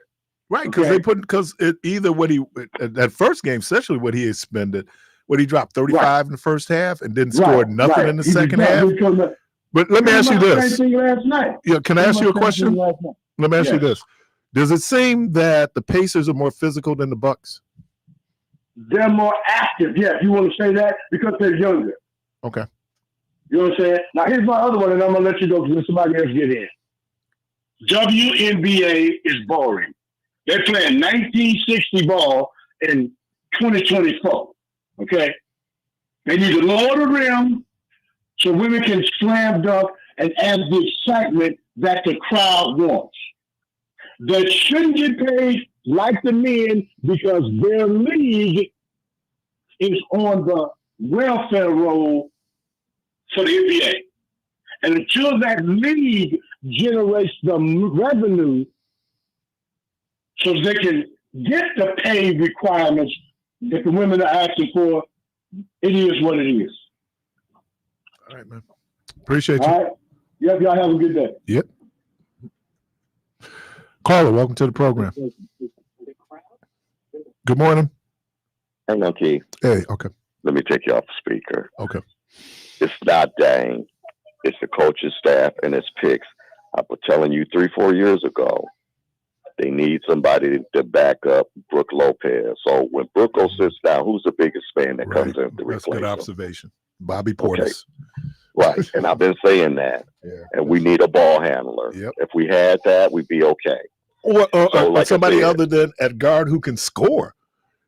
Now, look, we gave up Devontae. What's his name? DiVincenzo? Oh, man, I hate him. I don't care. We could have gave him up. No, see. He's rolling in New York right now, though. He's killing in New York. But Keith, see, this is where I don't understand you being a basketball player. Right. It ain't always your scoring. The dude was tough on defense. Right. Grayson Allen, same thing. But Grayson Allen could score. People were scared to when Grayson Allen home because they figured they might get knocked upside the head or kicked in the nuts or something. Right. That's how tenacious this dude is. So, again, I'm going to say this. Why are we hanging on to Connaughton? I don't understand it. And so that's the whole thing. I don't know if what he's doing for the community or whatever. And it's the coaching. Was that Mark that was just on the phone? Yeah, I think so. Okay, that sounds like Mark to me. When they should never got rid of Griffin. They should have kept Griffin. If they fired the kids, because we was all asking for, most of us asking for the other coach, excuse me, I can't remember, Budenholzer. We was all asking for Budenholzer to be gone. But they never should have fired Griffin. Okay, they should have let him work. And what I don't understand, they got these two young players on the team. What I saw with Griffin, he was using them. And to me, they was helping. Since Doc came in, he'd have set both them brothers down, and he's using Green, who can't play no defense. Now, when he gets hot, can he jack up them threes when he gets hot? Yeah. But he can't play no defense. Oh, they was using them. And then who's that little McConnell? He was posting the dude up. Like, come on, man. What? This dude shouldn't be hurting us. And like I said, Brenda can run past Pat McConnington. and Brenda can't run to save her life. My little 2-year-old grandson outran her the other day. We was rolling laughing. So Pat Connaughton got to go, and we got to bring somebody big in. And now understand that they got to leave the paint open for Giannis. But I never understand why they have Brooks so much on the outside. Who was that just said that? Brooks should be getting 10, 11 rebounds a game. Right. Would he get 2 or 3 rebounds a game? Yep. Not for a center. That don't gel. So I think it's the way that they the way that they use the players. I think that's what's messed up. And as far as Drew Holiday, what you forgetting, I think Mark pointed that out. He got used last year by Jimmy Butler. Yeah. Used, and he was talking smack all in his face. So, did I hate to see him go? Yeah. But for Dane to come in, but I think they're using them wrong. And, So and would sometimes it's just that misluck. If it ain't Giannis, I was telling somebody the other day, if it ain't Giannis, it's Chris Middleton. Every year, one of them goes down. Well, they're So older. that's even when they was younger though, Keith. Every year was one of them going down. Okay. Every year before the playoffs started, one of them had an injury. Giannis just maybe came back a little bit faster because he was younger. But as far as Giannis coming back right now with the type of injury guy, would you want to play him? I don't think I would want to take that chance. Yeah. Let me ask And this mess him up for question. next So, year? what about this proposed trade? Pat Connaughton for Duncan Hunter. For who? Duncan Robinson. Who's Duncan? Duncan Hunter. Duncan Robinson. Keith, that was never the point. I think you keep trying to tease me about that. That wasn't the point. Hell no, I would. I mean, if I had to, if I had to, George. you see that commercial when at the end when they be saying, "I choose Barkley," and he said, "Oh yeah." If I just had to choose eeny, meeny, mighty, mo between the two of them, I would take Robinson. If I had to go eeny, meeny, mighty, mo, yeah, I would take Robinson. But that ain't the point I was ever trying to make. And you know I what? thought You were couldn't make trying the to trade because you'd have to throw somebody else in with the Bucks because Duncan Robinson's getting paid a lot of money. That's a lot of money sitting on that Miami Heat bench, man. Well, some kind of way, man. So I'm still hoping because I thought they was gonna get swept too. So I was glad to see them get a game. And you never know. Sometimes it's about them hot streaks, but we'll see. Right. And that's what I'm saying, man. Look at when you say Indiana, I'm like, why are you saying that Indiana got a good team, man? I'm like, I when you just look never at saw them as our rivals, and I can't believe that now that is the rivalry. And it's Well, a they team built that their they team can't up, beat. Keith. And what was that light skinned dude that we had that they got rid of? We should have never got rid of him. I cannot think of his name. Brockington or light skinned dude that they had sent him to Indiana. What was that dude? No, it wasn't War, was it? No, he's talking about what was his name? Oh, The Malcolm dude never Brogdon. smiled. Malcolm Brogdon. Yeah, but he's up Malcolm in Brogdon, we should he's never up in got rid of Portland him now. either. Yeah. Yeah. Well, he So kind sometimes of it's the trades badmouthed that we Milwaukee, make. so I'm glad he's gone. But okay. You didn't like him either? I liked him as a player, but then he kind of badmouthed Milwaukee, and I'm thinking, no, man, come on, you can't. So as long as they talking nice about Milwaukee, they could play on our team like Connaughton. Right? or hey, Bobby Portis. The playground. Bobby Portis. Bobby Portis is coming and embrace this community. And we've embraced him. Bobby Portis on our team. I know you. So I like Bobby, man. I do too. And I wasn't a real big Bobby Portis fan when he first got here. But I think he needs to learn how to pass a little bit more because he's the black hole, man. Once it goes into him, he ain't passing, right? Oh, he will pass, though, if he sees Giannis or if he sees Dave. He gets the ball out of his hands then. But, man, if Patrick Beverly feeds him in the post, either get back on defense or offensive rebound because he taking the shot. 414-444-5250, 414-444-5250. Caller, welcome to the program. Good morning. Hello. Good morning. What's happening? Peace to the panel. Hey, man. Peace to you, bro. Hey, you know, I got to get on this Bucks talk. You know, I hear everybody point the finger at Adrian Griffin, Joe Prunty, Doc Rivers, Chris Middleton, Damian Lillard, everybody under the sun. But not one person has mentioned the name of the person who's orchestrated this team, and that's John Horst. So I'm pointing the finger at John Horst because he put this mess together. He hired an unqualified coach this past offseason, Adrian Griffin. He fired him mid-season. Whatever. He should have been fired. Then you have Joe Prunty. Then you bring in Doc Rivers. The team is a mess, man. You know, with success, you need consistency, and we don't have that right now with anything. I mean, Exhibit A, Malik Beasley played like 6 or 7 minutes yesterday. Made no sense. Was that a coach's decision? He wasn't hurt, was he? Doc Rivers said that, yeah, he didn't have a good game, but we'll go back to him. Not really an explanation, but yeah, we don't have consistency right now. At first, I thought it was my imagination he wasn't playing, but then you're right. When I looked at it, it was only like 6 minutes. I also don't like when you don't have Lillard or Beverly on the court. Okay. You got to have one of those guys on the court at all times. So with that said, I'm not starting Beverly. I get what he's doing, but I'm not starting Beverly. Well, I think that he's Doc's boy. So, you know, I think Doc Rivers has confidence in him. But I just noticed a couple of times where Indiana figured out, let him shoot. Let him shoot. And he was going, he's missing a lot of shots. Because if he was a better offensive player, the Bucks wouldn't have gotten him, right? That team would have held on. He was at Philly, right? They would have held on to him. So, I mean, he brings these other intangibles, but yeah, it was obvious. And then we don't know how bad Chris Middleton is hurt. He came back in the game last night, but I don't think he was that productive. So, yeah, and I think the other thing is, look, we won the championship. And so, you know, every year as Bucks fans, you know, we believe we should be in the NBA finals. But when you look at the ability to even get an NBA championship, to go back to back in the NBA, it's hard. It's really hard. Yeah, I agree. But I'll say this, you know, everyone's saying, oh, the Bucks are going to lose this series. People are saying the Bucks are going to win this series. I can't say either way. I say we have to wait and see what happens because, I mean, they're so inconsistent. You look at game 1, you look at game 2. Personally, I think it's going game 7. And we'll see what happens. They have to want it as much as Indiana wants it. And you'd always see the urgency. I'm working on something now called SOS, the Sisters on Sports. And when I go out, my Facebook friends, and I go out, some of these sisters, their analysis of what's happening is so spot on, right?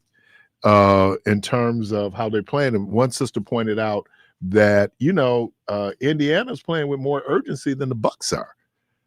You know, and you saw that in the money tournament. They played with more urgency. And I think at some point, maybe the Bucks are thinking, oh, yeah, man, we can always run. No, I don't think you have that level of talent. And you used the key word here. You don't have that level of consistency that will allow you, you know, to be able to fall behind in games. Now, they led wire to wire on Sunday, right?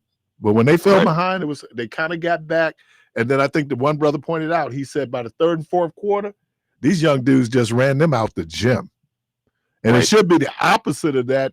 When you're older, what we do on the playground, we was playing those young dudes, we slow that game down, right? Slow it down. It's gonna be half court. It's man on mano, but man, these dudes were running. And I don't think Halliburton, and that's the frightening thing, he hadn't had a great game yet. Right. You can't, you know, to your point, we're the oldest team in the league. They're one of the youngest teams. We're not going to keep up with them for 7 games. Right.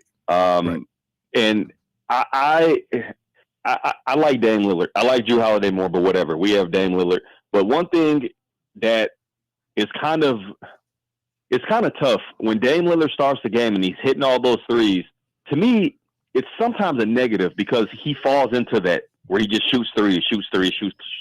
Mhm. Instead of moving the ball around. So sometimes it's to me it's a death trap when you start the game and he's knocking all those threes down. It's not going to work game in and game out with those Pacers. Right. All right, man. All right. Caller, welcome to the program. Good morning. Hey, what's going on, Keith? What's happening? Hey, man. Listen, I'm listening, right? Mm-hmm.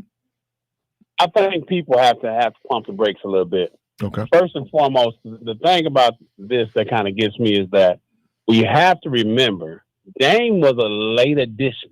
You know what I mean? Mm-hmm. It was like everything else fell apart, and they said, okay, cool, we'll take the Bucks offer. The thing about that is they did not build the team around Dame. You know, Dame came in rather late. I think that this thing will work itself out. Giannis is not playing. You have to factor that in. Mm-hmm. As far as them gelling, I think you can build a team when you know going into the season that you have Jason Tatum and Jaylen Brown. You can build around that, right? Mm-hmm. But you can't build around Giannis and Dame if Dame wasn't even there. He wasn't even part of the equation, man. Okay. He came late. Right. I think next year they'll have a better chance of putting together a team. I think they are right this year. That's one game. I think they'll win one in Indiana. I believe they will. I believe they'll win one in Indiana. And I think the series is going to go 6 or 7. Which way, I don't know. But I do say this. My thing is that I'm looking at it like I noticed too with Beasley. I said this. I went on their page and said it.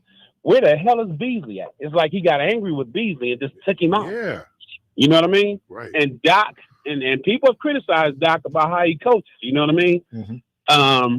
You know, and you may Doc is cool, but you may need to look in another direction. And I've always we can't keep paying coaches who ain't coaching. I know they'll probably stick with Doc. I get it. Right. But it's a tough choice, man. But my thing would be this, though, Keith. My thing would simply be this. Next year, they'll be able to build around those players. You'll have people like Kelly Oubre will be available. You'll have, you know, and then Chris Middleton. You're going to have to look at Chris Middleton. That's a problem, man. That's a problem. All that money they're paying him, and he's not able to get on the floor, man. So you really don't have a third person. Right. And yesterday, Doc, to me, just seemed like he sacrificed and punished the team and said, I'm not putting in Beasley. I'm putting in everybody else but Beasley. Something happened with Beasley. I know he went out because of something. He did something wrong, and Doc yanked him. But I'm just saying, man, I think the Bucks will be fine. I think everybody, there's no panic. I think Connaughton needs to go. You have to get rid of him. You know, and always remember, I've always said this for years. Bud he just got off on having old players. That was Bud that made that team old as hell. He made them old, man. You know what I mean? He go grab a 38-year-old from, you know, like Engel, and, you know, he just loved that, man. That was his thing. Why wouldn't you sign Joe Ingles? He's the best inbound passer in the NBA. And he's also not going to be able to run up and down. And he turns the ball over. And he misses open shots. I can go on and on. But when Marcus Johnson said he's the best inbounder in the NBA, oh, is that a stat that we follow in the NBA? Exactly. He always sits in the same seat every time he comes out the game. Oh, that's enough. And I know now, because sports is killing me, man, with these analytics. You know, I love the numbers, but sometimes, man, it ain't down to the numbers. Sometimes it's that gut thing that you have. But yeah, I think, you know, the guy I wish the Bucks would have got was Cam Johnson. I think Cam Johnson is like one of my favorite players because, one, he knows how to play, and he can do all those things that you need done. If you need to score, he can play defense, he can rebound, he runs, you know. He was my guy, and he's in Brooklyn now, right? But I think you need a player like that. They need an athletic player. The most athletic player they have on the team is Giannis. That's what my brother said. My brother said that's why he mentioned yesterday. He said Kelly Oubre is athletic. Athletic. You need some long, athletic. Yep. You know, when you're able to, and who's my guy? Oh God, the brother that played with Toronto, the African brother that's playing with Indiana now. what's his name? He killed the Bucks last night. What's his name? I think it's what is it? I always get his name all messed up too, man. Yeah, but he played. He was on that championship team up in Toronto. And dude, Pascal, I think it is. Yeah, his game was so smooth, and they had no answer for him. Big dudes, he taking them. Little dudes. Hey Keith, he's not a 37-point scorer though. The Bucks make a lot of people look good, man. He's 20 points at best. And then yesterday they have to realize they gave up 20 points to the guy is it Neham, the one that was guarding Dame. Right. You never should give up 20 points to him. That guy's I didn't know he could shoot. Listen, the Bucks are open for business, and you have to bring Brook. And I agree. I've always been saying. I said this all season. Bring Brook inside, man. He's got to come inside. Brook can't sit out there outside. So I got you, brother. Here's a difference when he's inside because you can see the defense is different. That's interesting. All right, no, man, I was looking at a text. I'm sorry. Good observations. Appreciate you, man. Okay, good there, brother. Take care. Okay. All right. You forgot you were doing a show, man. Yeah, that's from my wife. Okay. 414. Oh, we got a caller. Caller, welcome to the program. Good morning. Good morning, Keith. Fellas. There's been some nice suggestions and observations, but keep listening to feedback. Yeah, turn your radio down a little bit. We're getting some feedback. Them boys, they had, on the Bucks team, they don't want a championship. Giannis, Middleton, Lopez, the ones that's still there that was on the championship team, they don't want a championship. Yeah, Dame came there. Do I think Dame fit? Yeah and no. But can he make himself fit? Yes, he can, because the big picture is to win a championship. He done been in Portland all these years, and he ain't won nothing. You know, that little three-point shoot-around thing, that's okay. You know, that's just a skill challenge. But to come to a team that has semi-championship, got championship experience, and then to come there and maybe try to make a funk or try to move, get into a different position that's not yours. You know, it's Giannis' team. You got an opportunity to get a championship.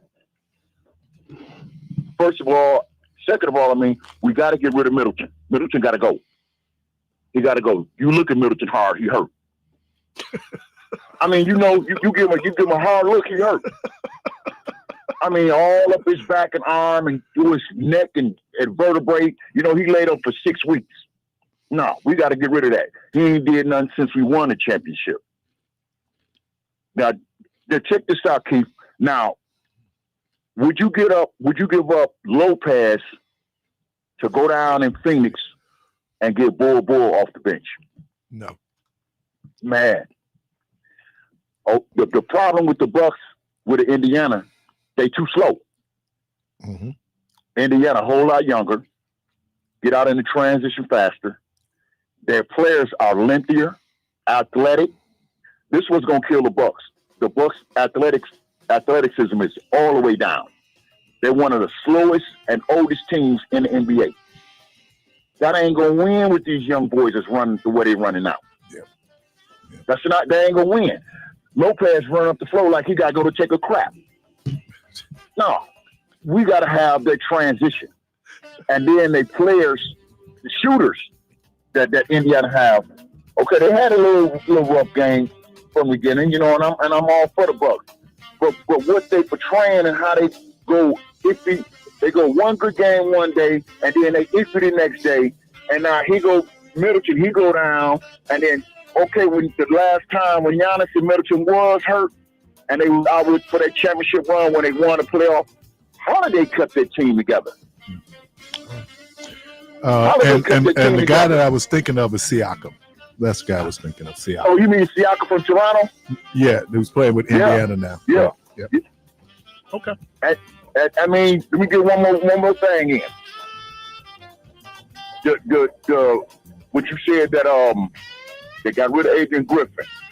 Adrian Griffin was not supposed to be hired in the first place. They messed the man's career up, put a black eye on his record, like he wasn't doing nothing. When he went out, they was 31 or 30-13. Yep. Doc ain't done that yet. I'm not saying Doc a bad coach, Doc a good coach. It's just the players. The coach can't get out there and play ball. All right. I got to The go, players man. got to get out there and want it, play hard, and be determined. All right. They're not doing that. All right. Appreciate you.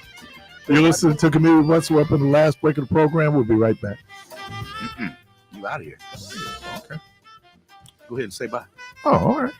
Well, I gotta let him know. All right. Anyway, let me thank everybody who's been part of the program today. Debo Carby, thank you.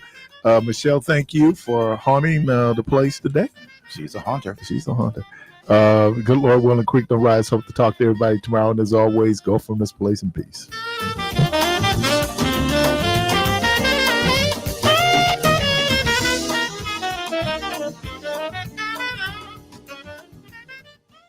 Milwaukee.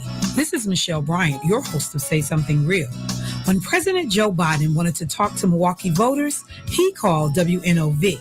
And welcome President Biden to Milwaukee and to WNOV. How you doing today, sir? I'm doing well. I had a great event downtown, and I'm at the headquarters now, and we're feeling really good. It's a great day. We have a lot of 1,000 volunteers going out here in Wisconsin, out of Milwaukee in particular. So we are ready to roll in Wisconsin. Well, I tell you what, God love you.